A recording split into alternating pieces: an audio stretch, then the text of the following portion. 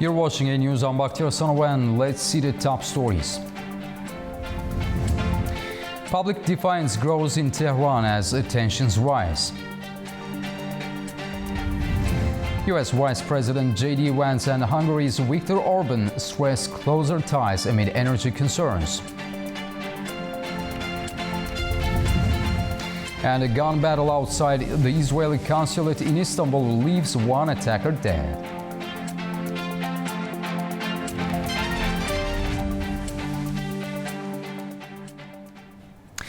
Tensions between Washington and Tehran are intensifying, with both sides hardening their positions as diplomatic efforts come under strain. Here is how the situation is escalating and what it could mean moving forward. Tensions between the United States and Iran are sharply escalating.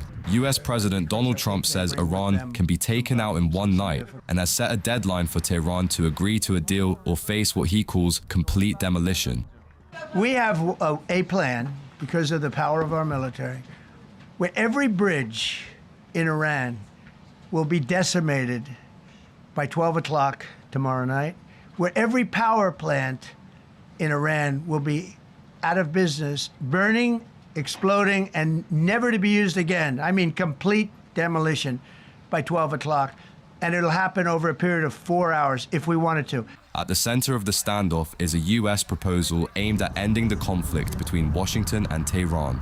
Washington had sent a 15-point plan demanding Iran limit its nuclear ambitions and reopen the Strait of Hormuz, a critical route for global energy supplies. But Tehran has rejected that proposal. Trump says the deadline he set for Tuesday is final and will not be extended, calling Iran's response a significant step, but not good enough. Where we're doing unbelievably well, well at a level that nobody's ever seen before. The entire country could be taken out in one night, and that night might be tomorrow night. The threat has further raised tensions with Iran, accusing the United States of mixing diplomacy with military pressure. Officials in Tehran say talks cannot move forward under these conditions. Iran should not hesitate in defending its country because of any so-called deadline. The reason we do not accept a ceasefire is based on past experience. A ceasefire means a brief respite, allowing the other side to strengthen its forces and commit more crimes afterward. No reasonable person would do that. Our demand is to end this imposed war and ensure that the cycle of ceasefire and war does not repeat. Iran says its position is based on national security and the demands of its people. Meanwhile, Washington signals it is ready to act if no agreement is reached. With the deadline approaching, the risk now is that tensions could escalate even further. Meanwhile, the Israeli military has issued a warning to people inside Iran, urging them to avoid trains and railway lines, saying doing so could endanger their lives. In a message, the military said people should refrain from using rail transport until further notice. In Tehran, public sentiment is hardening as tensions with the United States continue to rise. Here is a closer look at how people on the ground are responding. In the heart of Tehran, the streets reflect a strong sense of defiance. Murals of past leaders, portraits of Supreme Leader Mojtaba Khamenei, and anti-US slogans underline public support for the government's stance on the Strait of Hormuz. While some dissenting voices remain, many Iranians continue to back their leadership amid ongoing tensions involving Iran, Israel, and the United States. The remarks come ahead of a looming deadline set by US President Donald Trump. President Masoud Pezeshkian said more than 14 million citizens are ready to defend the country, adding that he too is prepared to make the ultimate sacrifice for its future. Many residents dismiss US threats as ineffective and support the government's decision to keep the strait closed, as well as its rejection of a US-backed proposal for a temporary ceasefire. If the US were capable of carrying out such an action, it would have done so on the very first day. There would have been no need for threats. So you can be sure it refrains precisely because it understands the psychological burden such a move could trigger from countries around the world. Our armed forces have already demonstrated in previous rounds of attacks that in response to any strike on our infrastructure, we retaliated threefold. For every act of aggression, we delivered a counterstrike. Other Tehran residents expressed a mix of caution and defiance. I think it has already carried out every act of brutality it could. That is, I doubt there was more brutality it could have done before. Iran's response must be the complete removal of Israel in general, so that not even a single house remains here. All of Israel must be removed, and likewise the US should no longer have any bases around us. Cars and billboards fill the cityscape, mirroring a public determined to reject external pressure and defend the country's strategic positions. Britain is set to host a virtual meeting with more than 40 countries to discuss plans for securing safe passage through the Strait of Hormuz once the Middle East conflict ends. The talks will bring together nations including France, Germany, Canada, Japan, Australia and the United Arab Emirates to explore ways of restoring freedom of navigation in the vital waterway. British officials said the meeting will focus on protecting tankers and clearing mines as part of a coalition that would not include the United States. US President Donald Trump has said it should be the responsibility of other nations to secure the route, urging countries reliant on the passage to take action themselves. US Vice President J.D. Vance and Prime Minister Viktor Orban speaking during joint statements underlined closer ties. Orban warning Europe faces a deepening energy crisis and stressing the importance of US-Hungarian cooperation, while Vance framed the partnership as a joint effort to defend Western values, including family, security and national identity. The visit of Vice President J.D. Vance comes as Orban faces his strongest challenge in years, with opposition figures warning against foreign influence ahead of the April 12th vote. The president loves you, and so do I, because Europe is heading toward the most serious energy crisis in its history. We are seeing sharp price increases, and if we do not act in time, shortages of energy, oil and gas could emerge. In this situation, US-Hungarian energy cooperation is especially important. Without it, we could not guarantee Hungary's energy security or maintain reduced utility costs. We also spoke about the United States peace efforts. Hungary has always supported the United States and President Donald Trump in this regard. We have been living in the shadow of war for 4 years, and we are convinced that if Donald Trump had been President of the United States, this war would not have broken out. And if Europeans, more precisely Brussels, were not obstructing his peace efforts, peace in Ukraine could have already been achieved. I also informed the President that Hungary is experiencing unusually harsh and open foreign intelligence interference in its electoral processes. In this context, we greatly appreciate and welcome the decisions of the US President to end American financial interference in the political processes of other countries. What the United States and Hungary together represent under Viktor's leadership and under President Trump's leadership is the defense of Western civilization, the defense of the idea that children should be able to go to school and get educated and not indoctrinated, the defense of the idea that European and American families should be able to transport themselves and be able to afford to heat and cool their homes, the defense of the idea that we are founded on a certain Christian civilization and Christian values that animate everything from freedom of speech to rule of law to respect for minority rights and protection of the vulnerable. Around 40 trucks blocked a highway near Nantes in western France as construction workers demanded urgent measures to curb rising fuel costs, threatening their jobs. Many say soaring diesel prices driven by the conflict in the Middle East are hitting their businesses hard, raising fears of layoffs in the coming month. Protesters handed out leaflets to drivers to explain the roadblock, highlighting the impact on cash flow and company savings. A French high-speed train collided with a truck carrying military equipment at a level crossing near Calais, killing the train driver. Authorities say, according to the local prefecture and railway operators, 13 people were injured, 2 of them critically.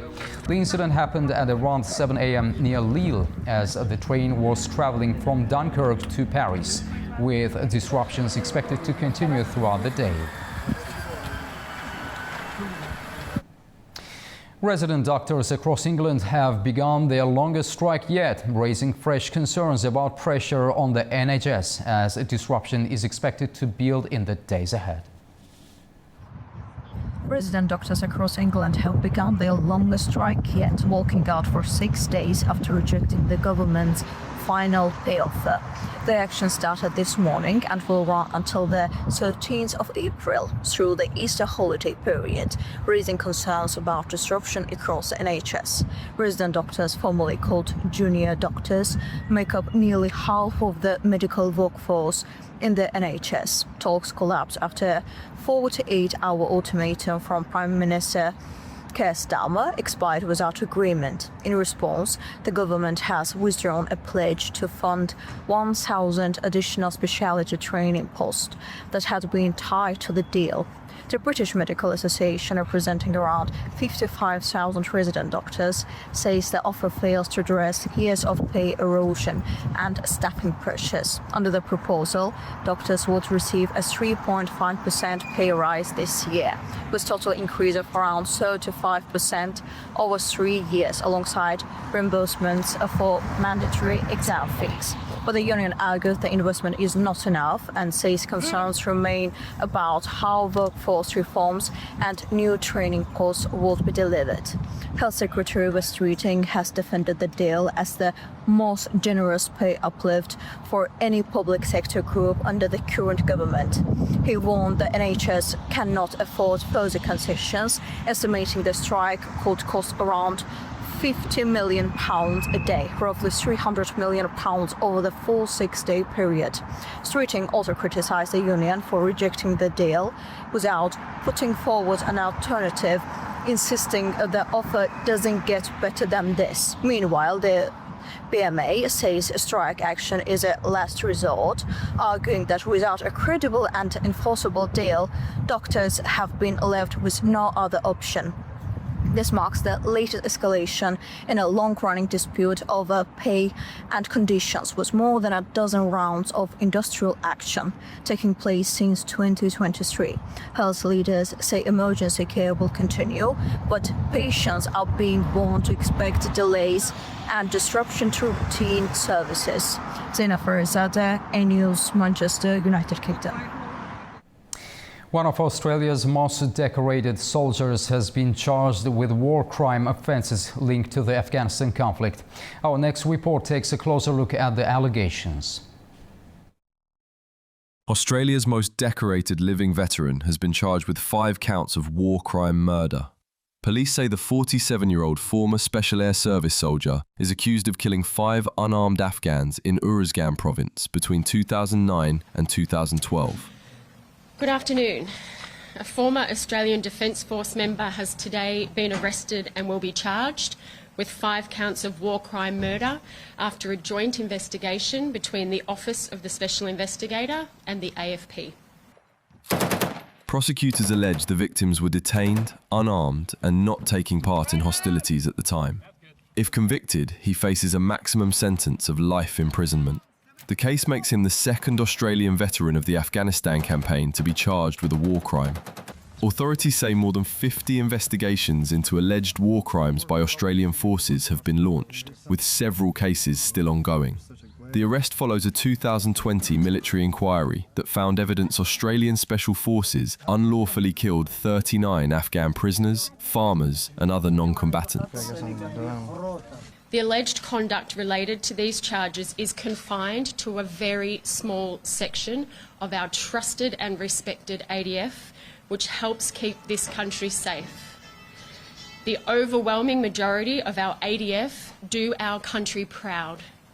Today's charges are not reflective of the majority members who serve under our Australian flag with honour, with distinction, and with the values of a democratic nation. Police have not named the suspect, but Australian media have identified him as Ben Robert Smith, one of the country's most decorated soldiers. Robert Smith was hailed as a national hero after being awarded several top military honours, including the Victoria Cross for his service in Afghanistan. Former French President Nicolas Sarkozy has appeared in court in Paris for an appeal hearing over a criminal conviction linked to his 2007 election campaign. The hearing follows a ruling that found him guilty of conspiracy in attempts to secure funding from Libya during the rule of Muammar Gaddafi. Sarkozy denies the charges and is challenging the conviction after briefly serving time in prison last year.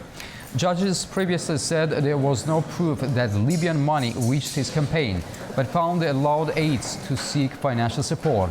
The case stems from alleged contacts with Libyan officials between 2005 and 2007, with the appeal expected to determine whether the conviction stands. Now we'll take a short break. Right after the break, we'll discuss the escalating Middle East crisis and rising global tensions over the Strait of Hormuz. Stay tuned. Defense technologies, artificial intelligence, and digital security are advancing rapidly on an international scale.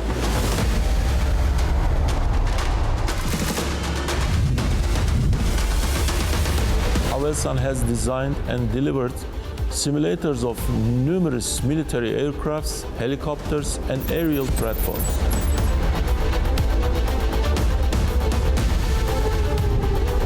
From airports to stadiums, hospitals to factories, wherever video meets complexity, we add intelligence. In short, we do not merely manage videos, we turn video into decisions that protect people, assets, and cities.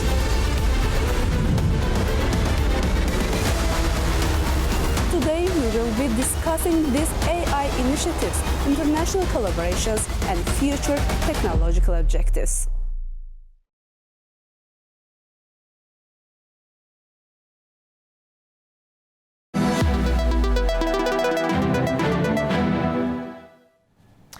Welcome back to A News. Our top story for discussion. A dramatic escalation is unfolding in the Middle East as Donald Trump issues an ultimatum to Iran. Reopen the Strait of Hormuz or face the complete demolition of key infrastructure.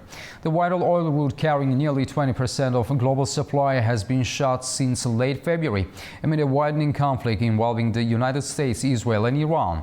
Explosions in Tehran intensifying, Israeli strikes and Iranian retaliation across the region have heightened fears of a broader war, while oil markets remain on edge and political tensions rise in Washington, D.C. To discuss these developments, we are joined by Gustave de Aristegui, former diplomat speaking from Rabat. Ambassador de Aristegui, welcome to the program and thank you for joining us. Thank you very much for having me on the show. Ambassador, how serious is this latest ultimatum from Donald Trump, and what would complete demolition of Iran's infrastructure actually look like in military terms? Well, in fact, this is a very worrying escalation, as you have pointed out in the introduction. I don't really think that unconventional weapons are going to be used at any point, because the Gulf region is extremely small. The dominating winds could contaminate anything, and it would be the first time since the Second World War that such a thing happens. And I think that completely discarded by any chance and any measurement. The escalation to critical installations of the Iranian government and regime can include not only oil terminals in the island of Khark, for example.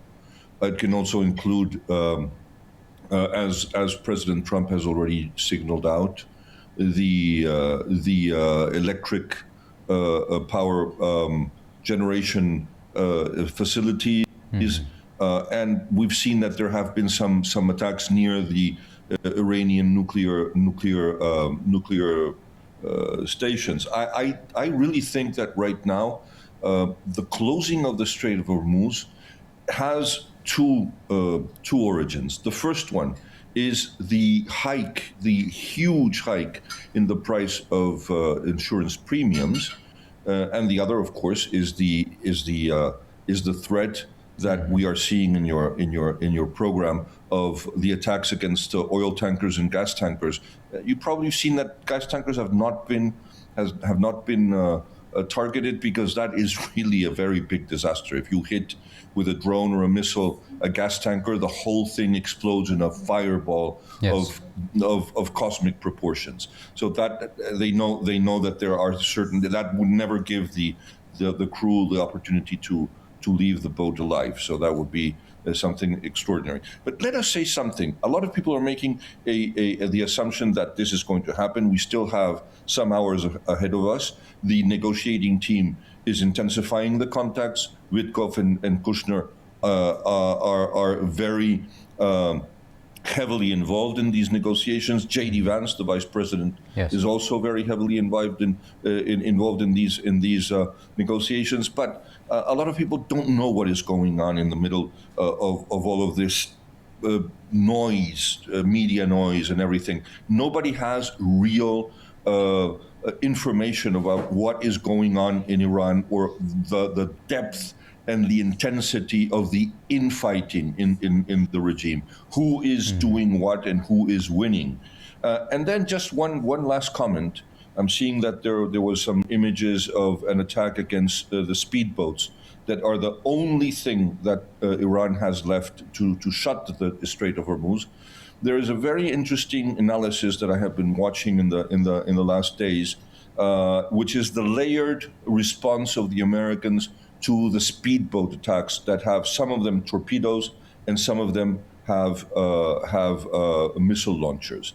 Well, right now they have recovered two very unconventional systems of warfare for the sea, which are the A-10 Thunderbirds, an anti-tank jet, which has been proved extraordinarily effective in land war. But this is the one that it's the main weapon that right now is attacking the speedboats in the Strait of Hormuz, and it's being backed by U.S. Army helicopters, attack helicopters, the Apache. And a lot of people thought that this was impossible, but the United States is using military transport ships that are flatbeds to use them as helicopter carriers, and this is changing the whole outcome of the hostilities in the Strait of Hormuz. We might see a very serious breakthrough in the coming hours. Israel is also warning civilians in Iran to avoid railway systems. What does that signal about the next phase of the conflict?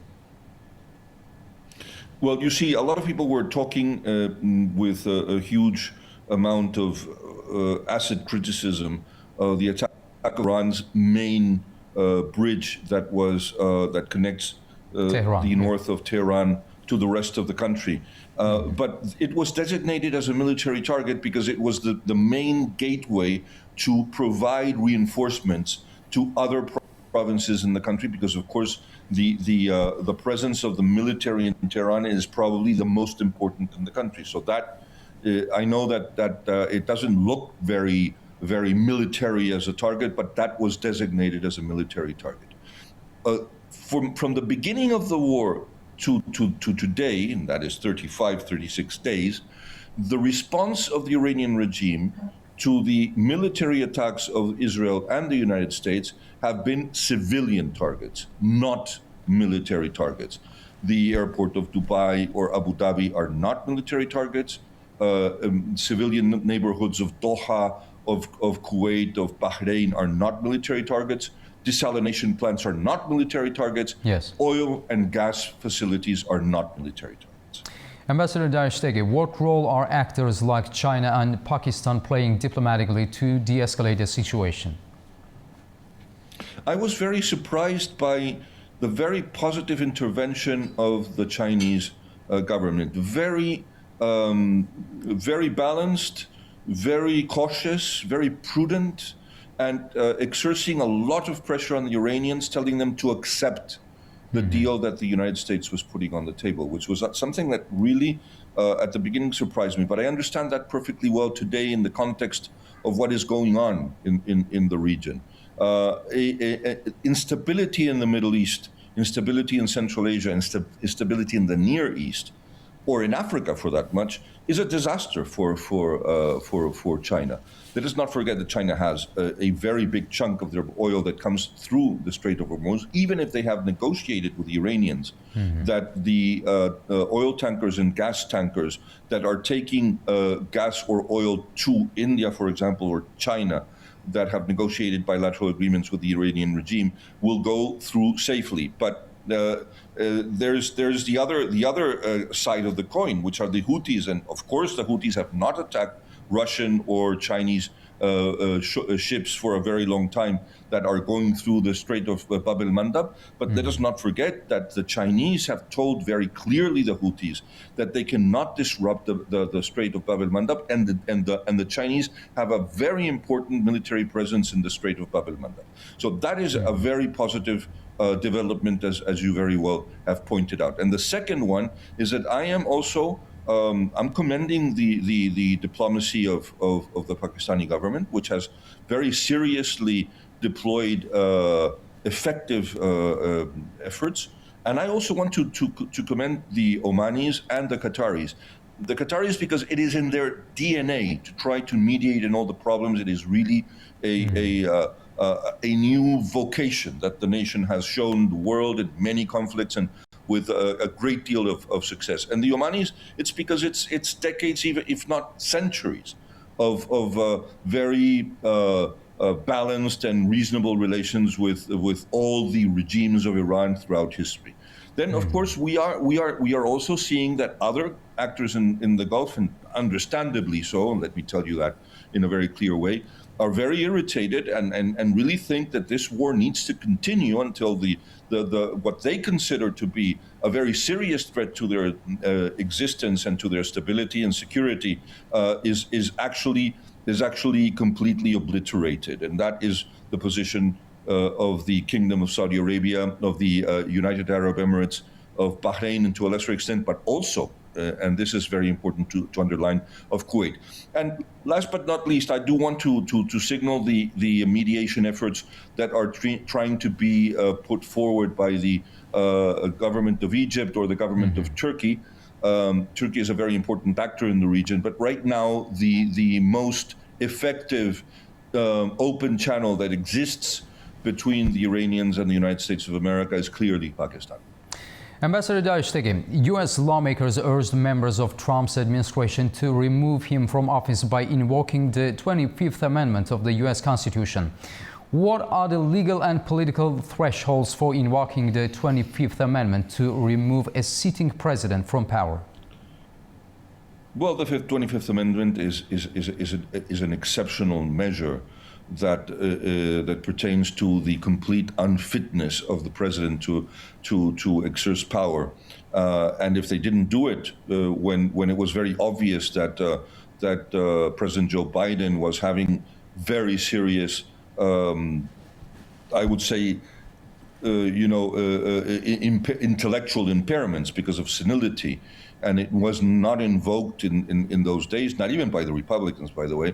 I don't see why they would invoke the 25th Amendment right now. We need to see which side of the Democratic Party is asking for this. Most likely, it is the most left-leaning part of the Democratic Party. I don't think it's a very good... You can be in favor or against these attacks or the war. That's perfectly legitimate. You can have your opinion about the lack of planning and the lack of not having a next strategy or a day after strategy, and I even have said this myself in your programs of ATV, A News. But quite frankly, trying to remove a sitting president in the middle of a global crisis is nothing short of irresponsible. So finally, is there any realistic diplomatic off-ramp at this stage of the conflict, or has that window closed? No, I don't think so at all. I do think that the unpredictability of President Trump is part of his strategy. Shock and awe is part of his strategy. Trying to be excessive in his declarations is also a very clear part of his strategy. And I really do think that this is very important to understand. He is a person that is trying to do what he does best, which is negotiate. And I think that there is a very clear possibility for a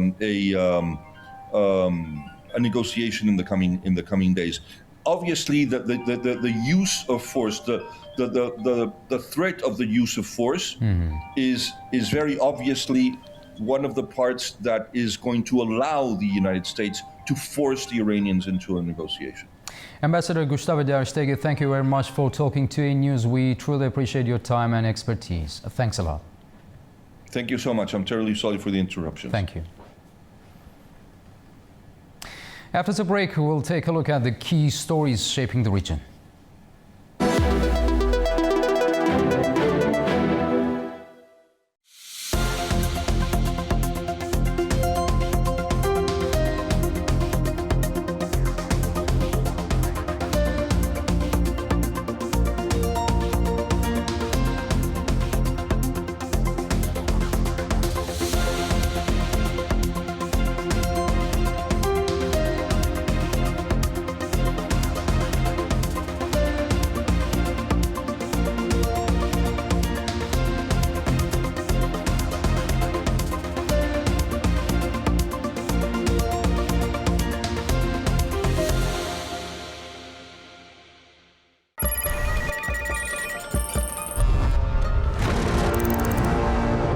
On World Business, we meet the boardroom leaders making market-moving decisions. And find out how leaders are dealing with continuous technological disruption.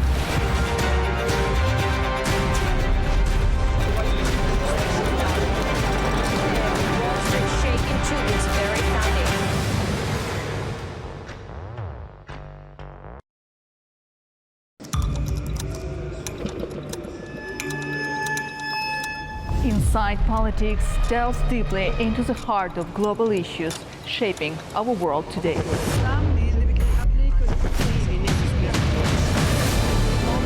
Join me for your go-to source of political analysis from across the region and beyond.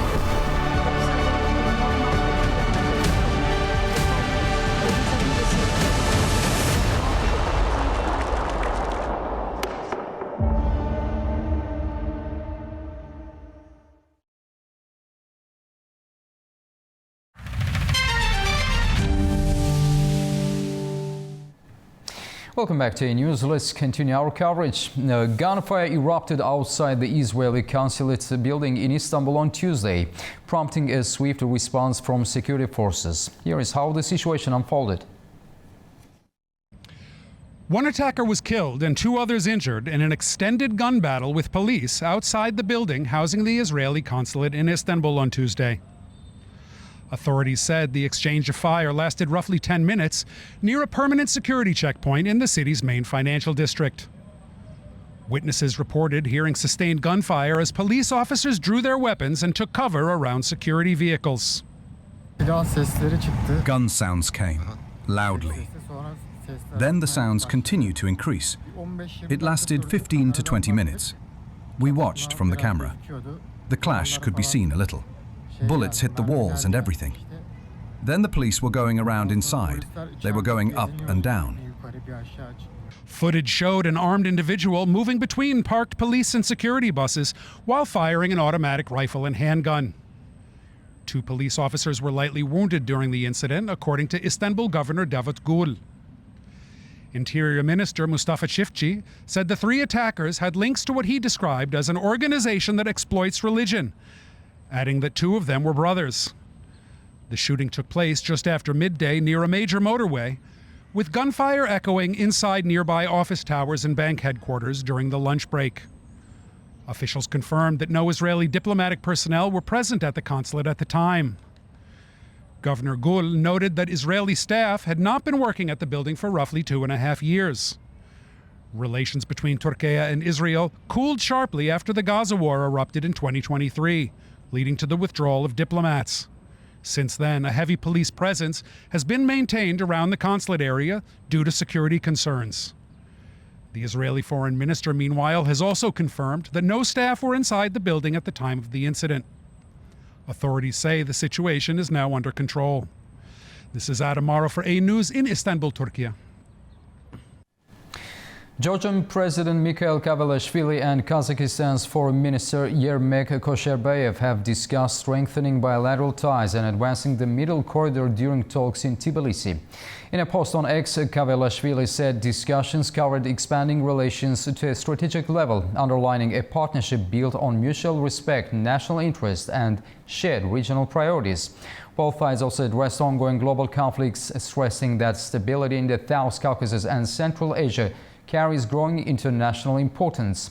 The leaders stressed the Middle Corridor's growing importance for regional connectivity, as Kavalashvili thanked Kazakhstan for its support of Georgia's sovereignty.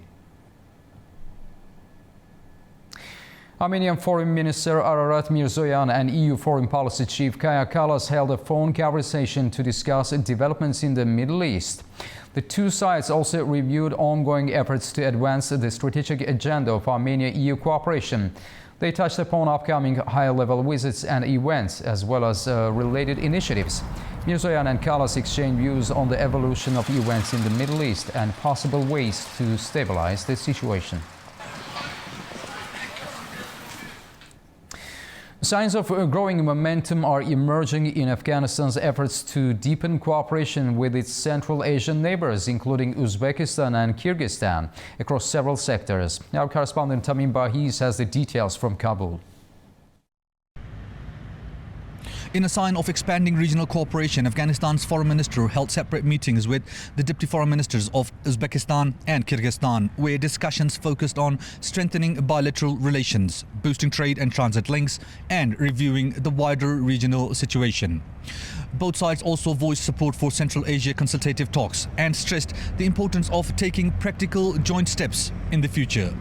Separately, Kyrgyzstan's deputy foreign minister invited Afghanistan's Minister of Industry and Commerce to visit Kyrgyzstan, as both sides discussed raising trade to $1 billion, using Afghan firms and workers in Kyrgyz projects, and building on shared cultural ties. Meanwhile, cooperation between Afghanistan and Uzbekistan in the health and pharmaceutical sectors have also moved forward.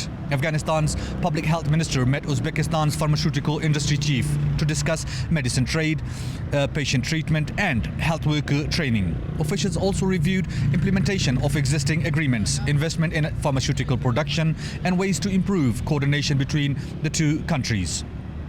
Separately, the Afghanistan's Chamber of Commerce and Investment says a business meeting in Uzbekistan's Fergana led to 20 agreements worth more than $400 million in textiles, raw materials and pharmaceuticals. That marks a significant push in Afghanistan's efforts to deepen economic and regional cooperation with Central Asian partners. Tamim Bahiz in Kabul, A News. South Korea is looking to secure alternative oil supplies as instability in the Middle East begins to disrupt key global routes. Kazakhstan is now emerging as a potential partner as efforts to stabilize energy flows intensify. A News correspondent Fariza Kalimurzuna sent us this report. South Korea is moving to secure alternative oil supplies as disruptions in the Middle East begin to affect key global routes, and Kazakhstan is now coming into focus as a potential partner, according to Reuters. A senior envoy of the South Korean president is expected to arrive in Astana for talks on oil supplies. The visit is part of a wider regional effort that also includes Saudi Arabia and Oman, as Seoul looks to reduce risks and secure more stable energy flows. The urgency comes from growing instability around the Strait of Hormuz, a route that normally handles about 20% of global oil trade. And South Korea remains highly dependent on this route, with around 60% of its oil imports passing through the strait. According to Reuters, authorities have already introduced energy-saving measures and are urging businesses and households to cut consumption while working to secure longer-term supply agreements. South Korea is not the only country now looking at alternative sources, including Kazakh oil. Similar concerns are emerging in Japan, where more than 90% of oil imports come from the Middle East. Japanese energy company INPEX is considering redirecting part of its supplies from Kazakhstan and Azerbaijan to the domestic market, as we reported earlier. But for Japan, rerouting supplies around the Strait of Hormuz can take up to 55 days instead of about 20, increasing costs and putting additional pressure on global energy markets. Fariza Kalimurzaeva, Almaty, A News. A new legislative initiative in Georgia is drawing attention as the government moves to tighten rules around mandatory military service. Our correspondent brings us more from Tbilisi. The Ministry of Defense of Georgia has submitted a draft law to Parliament that targets citizens living abroad who are subject to conscription. The proposal comes amid concerns that some individuals are avoiding compulsory service by remaining outside the country. Under the proposed changes, Georgian citizens who receive a draft notice while living abroad will be required to return to Georgia within a reasonable time frame and appear before the Conscription Commission. The bill also introduces stricter notification rules. Even if a conscript does not physically receive a summons, they will still be held legally responsible. In such cases, the notice will be published on the official website of the relevant authority within 2 working days and will be considered officially delivered after 7 days. From that point, the individual will have 10 calendar days to report to the appropriate body responsible for military registration or conscription. Additionally, the draft law will define which family members are authorized to receive draft notifications on behalf of the conscript.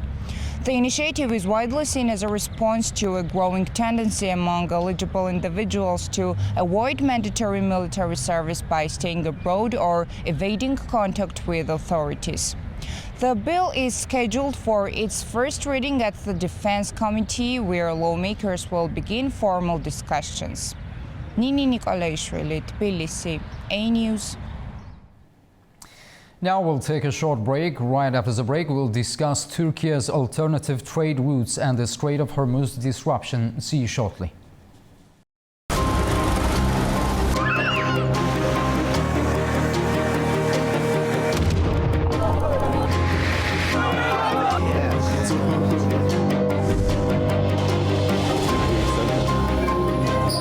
Hello and welcome to Primetime. What a show we've got lined up for you today.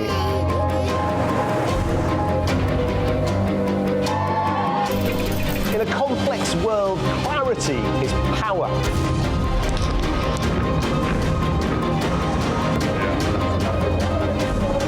Two hours live, diplomacy dissected in a spin-free environment.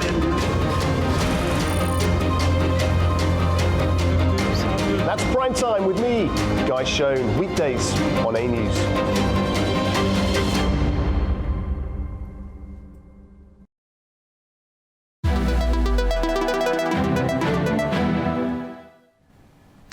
Welcome back to A News. Turkey is stepping in with alternative routes as disruptions in the Strait of Hormuz threaten global trade and energy flows. A new transit trade with Saudi Arabia aims to keep shipments moving via pipelines and road networks. With nearly 20% of the world's oil normally passing through Hormuz, analysts warn prolonged instability could reshape global logistics and energy security. To unpack the implications, we're joined by former diplomat and political analyst Melih Demirtas, speaking to us from Ankara. Mr. Demirtas, welcome to the program and thank you for joining us. Thank you. Thank you, Mr. Arsenal. Mr. Demirtas, how significant is the disruption in the Strait of Hormuz for global trade and energy markets? And how viable are Turkey's alternative routes in replacing Hormuz transit flows? Definitely. It created an important blow, an important maybe impact, negatively upon all these regional players, starting from, of course, Turkey and the other actors. I think all the actors has a meaning, Mr. Arsenal, and I think Iran's importance here is understood clearly. Iran must have, of course, an important stability after these attacks of United States and Israel. Unfortunately, both sides don't stop. Although, I mean, Turkey, Pakistan, all the other actors, I mean, including Azerbaijan and some other important regional players, wanted to maybe to put an end, to put a limit to this aggressive attitudes from both sides. Unfortunately, from all the leaders, we just heard some negative explanations every day. So the Strait of Hormuz, and of course these infrastructures, energy infrastructures and connections are important. The connections, because of this, it's also depending on the fragile economy of the regions. Starting from, of course, Turkey and, of course, Iraq, Syria, also Azerbaijan, and some other important players which are connecting Middle East and Eurasia. They also see this crisis maybe as a test, as an important maybe, examination for their future and for the future maybe of their peaceful atmosphere. So we can say that we must have some alternatives, yes. But first of all, of course, as some Iranian officials said, we must speak about the possibility of diplomacy in this political crisis. Because unless Iran has not some stable environment, I think every option and every alternative can have some important limitations upon us. I think we must think, first of all, this dialogue and this diplomacy between the actors. So what role does the new agreement with Saudi Arabia play in regional logistics? Yes, this is just linked with the first response maybe, because Saudi Arabia for a while, I think, has struggled to be an important and key player in this region, not in its region, not in a, I think, narrow region of Middle East, you can say, but in a region which, as I said, which connects Middle East to Eurasia. I think as a hub, as a country which can maybe put also an effect in this regional diplomacy, it created a zone of influence. Think about Mr. Trump's also visit in his first term, in his second term. I think after the maybe attacks of from the Iranian side, for of course to United Arab Emirates, to of course Qatar, also Saudi Arabia, I think as a quote-unquote big brother or big player of the region, Saudi Arabia showed its intense maybe diplomacy and dialogue atmosphere. First of all, to show that its territory can be also an option, an alternative to the other, options like Strait of Hormuz, because it's a huge territory, Saudi Arabia. Also the energy, of course, we can say that it is the first country maybe in the world, but one of the important hubs or energy source of the world economies. But we can say that not only as a source of energy, now as an important and key diplomatic player, maybe it played with some alternative. And now I think with the Turkish maybe counterparts, they will talk and they will continue to talk, as the Saudi ambassador maybe in these last days declared in one of the, I think, Turkish newspaper. Mr. Demirtas, in your view, can pipeline and road transport realistically handle large-scale energy and goods movement? Realistically, I think, as I said, important limitations we have, Mr. Hasanov, because in a war atmosphere, in a heavy, intense conflicts, there are various ways to sabotage, unfortunately, to put limits to any option, to any alternative.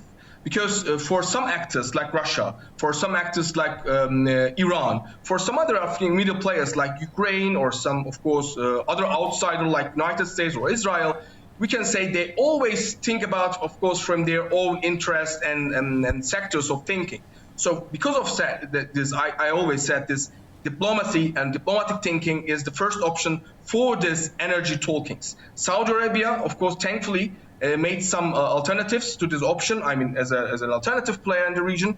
But unless, as I said, these attacks came to an end, and unless, unfortunately, Mr. Trump, as he did, also today, put an end to his very bold statements against Iran, I think we cannot have an important or clear path to talk about this energy diplomacy. So how might this shift impact global oil prices in the short term? The first aim is this, I think, Mr. Hasanov, because sometimes Mr. Trump also changed his lines or seemed to change his line. Maybe you also remember one day another thing, one day another moderate or hawkish saying he has. Now I think some other players wants to have also helping hands maybe to Mr. Trump. So Saudi Arabia also appeared in such a critical atmosphere of world economy, also regional economy. Think about our economy. I think every day we have, of course, important inflation rates. And now with the oil prices, I think for the ordinary persons, for the civilians and for public, I think these are really a negative, very negative atmosphere in every day. So I think Saudi Arabia wants to make again, an alternative maybe roads with maybe, of course, decreasing the oil prices. But as I said, it could be only, I think, 1 week, mostly, 2 weeks. But after that date, as we have seen in these last 40 days, these unending wars and clashes, heavy clashes, really hinder this, of course, real diplomacy and, of course, this energy infrastructures. Mr. Demirtas, what geopolitical risks come with bypassing traditional maritime routes? The maritime routes and, of course, this the Strait of Hormuz and the other side of the Yemen, I think we have always seen some clashes, some other groups which are really putting some limits, of course, according to their political interest. It is not one-sided. We already know that United States, as I, of course, always repeat, as an outsider, as a shaper of world politics, not only in Mr. Trump's era, I think in a very huge realm in world politics starting from 20th century, we always seen such clashes, especially in maritime sectors. Think about, for example, in the mid-20th century with the Egyptian part, Suez Canal. And now, of course, with the Iranian case, we can see this maritime issue will continue to be an important stress test upon all the actors. Because of this, as I see from the Saudi Arabian side, these roads, this transportation, not in a maritime sense, could be a solution. But I think it could be also very optimistic because in every road transportation, we also see a limitation about, volume or about some, huge senses of transportation cannot be possible. In the maritime sector, it must be open to all the actors. But unfortunately, as I said, due to the maybe important military effect of Iran, of Yemen, we have also these clashes, and we will continue unless this diplomacy will not come to a table, and unless I think Mr. Trump will not put an end to his, trustful diplomacy. I'm sorry to tell this, but it is a very negative line to put limits in such a critical time of atmosphere. Melih Demirtas, thank you for your insights and for joining us. We appreciate your time. Thanks a lot. Thank you, Mr. Trump. That's the news for this hour. Stay tuned to A News for all the latest updates.